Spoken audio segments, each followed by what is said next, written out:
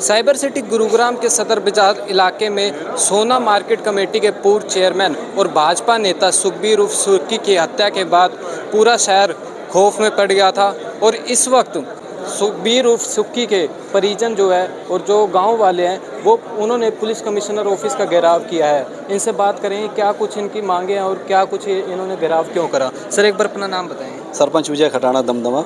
आप आए हैं आज यहाँ पर, क्या कुछ आपकी मांगे हैं और क्या किस बात से आप संतुष्ट नहीं हैं? भाई साहब देखिए, 9 दिन का बहुत लंबा अंतराल हो चुका है। 9 दिन के अंदर ये एक सिंगल व्यक्ति को पकड़ते हैं जिसका वो सच्चोरिटी नहीं है कि वो रियल में वो है या फेक है, हमें उसमें संदेह है।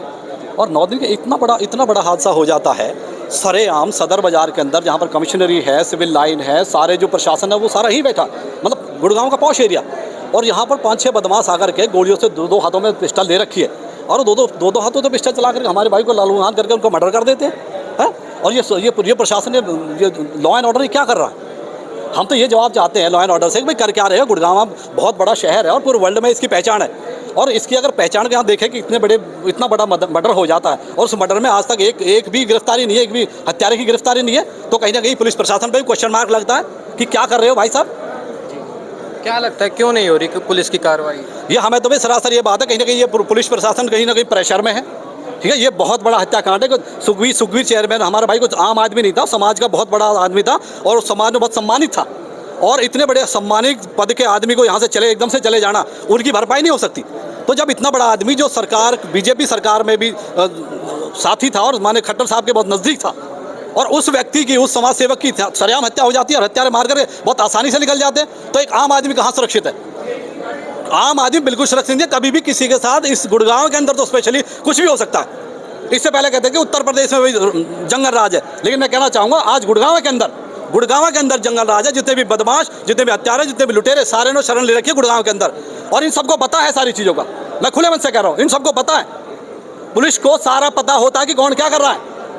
हमारे अधिकारी नूह के अंदर डम्फर जो कांड हुआ था उसको तावड़ू के अंदर मार दिया था, क्या हुआ था? 24 घंटे के अंदर सबको उठा लिया था। है क्या वो हत्या है? देख, हमें उस अधिकारी के प्रति संवेदना है, लेकिन हमें अपने भाई के प्रति भी संवेदना चाहिए। क्या हमारा भाई की हत्या नहीं है? ये हत्या नहीं है क्या? तो हमारे पूरे क्षेत्र के अंदर बहुत रोष है भाई। या तो सख्त से सख्त कार्रवाई, जल्द से जल्द उनको पकड़ा जाए और उनका अंजाम तक उनको पहुंचाया जाए।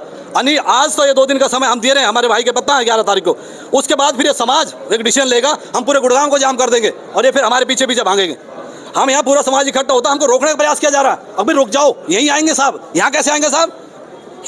बोला यहीं रहो। अरे साहब यहाँ हो ना समाज के बीच में। ये पुलिस प्रशासन रोक रहा था सभी।